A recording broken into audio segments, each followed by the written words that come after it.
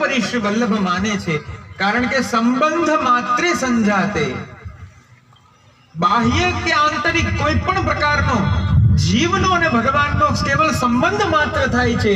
એ સંબંધ માત્રમાં પ્રભુ એવું માની લે છે કે આ મારો જીવ છે અને આ જીવનો ઉદ્ધાર કરવો, આ જીવના સકલ મનોરથો પૂર્ણ કરવા એ મારો સ્વતંત્ર ધર્મ છે. એવો આ ભક્તિ માર્ગ છે. આવા માર્ગની અંદર આપણે પ્રવેશ કરીએ છીએ, આ માર્ગના સેવક બનીએ છીએ, આ માર્ગની અનુસાર આપણે આપણું જીવન જીવીએ છીએ, તો આપણાથી સૌભાગ્યશાળી બીજું કોણ હશે?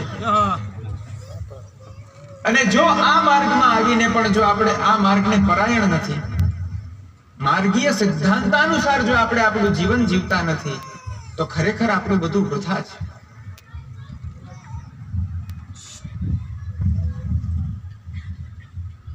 ધિગ્જન્મ નસ્ત્રિવૃદ્ધ વિદ્યામ ધિગ્વ્રતમ ધિગ્બહુજ્ઞતામ ધિગ્કુલમ ધિક્રિયાદાક્ષ્યમ વિમુખાયે ત્વદોક્ષજે. યજ્ઞપત્નીના ઉદ્ધરણમાં એ પ્રસંગમાં ઋષિઓએ છેલ્લે કબૂલ કર્યું કે અમને અમારું અહંકાર નડી ગયું, સામે ચાલીને આવેલા પ્રભુને અમે ઓળખી ન શક્યા, અને આજે અમે આવા ઊંચા બ્રાહ્મણ કુલની અંદર ઉત્પન્ન થયા છીએ. ઋગ્યજુ સામ ત્રણેય વેદોને અમે જાણનારા છીએ. મોટા મોટા ચાંદ્રાયણ વગેરે એવા કૃચ્છ વ્રતો કરનારા છીએ.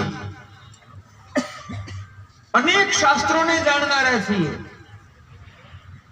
ક્રિયાદાક્ષ્ય, મોટા મોટા યજ્ઞોની અંદર કયા પ્રકારે કઈ ક્રિયા કરવાથી કેવું ફળ પ્રાપ્ત થાય એવી ક્રિયાદક્ષતાને પણ અમે જાણનારા છીએ. પણ એ શું કામનું જ્યારે અમે પ્રભુથી જ વિમુખ થઈ ગયા? આવું એ ઋષિઓ કહી રહ્યા છે. જ્યારે એ ઋષિઓ પાસે આ બધી જ વસ્તુઓ, આ બધા જ સાધનો ઉપલબ્ધ છે, ત્યારે આપણી પાસે એક લેશ માત્ર પણ સાધન ઉપસ્થિત નથી આત્મોદ્ધારણનું. એક માત્ર શ્રીમદ આચાર્ય ચરણની કૃપા અને શ્રી ગોવર્ધનોદ્ધરણની કૃપા, આ બે જ આપણી ઉપર કાર્ય કરી રહી છે, જે આપણો હાથ પકડી અને આ ભવસાગરથી પાર લઈ જશે. નહીતર આપણી પાસે કયા સાધન છે? કોઈ જ સાધન નથી.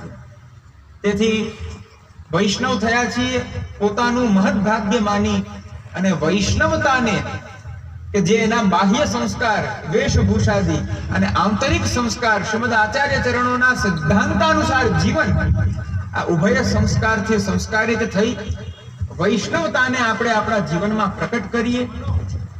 બસ આજના આ મંગલ અવસરે વિસાવદર ગામની અંદર અલ્પ તો અલ્પ પણ ઉપદેશ પ્રદાન કરતા, પ્રસન્નતાને અભિવ્યક્ત કરતા, મનોરથી પરિવાર સહિત આપ દરેક આત્મીય જનોને અંતઃકરણ પૂર્વક શુભાશીર્વાદ પ્રદાન કરતા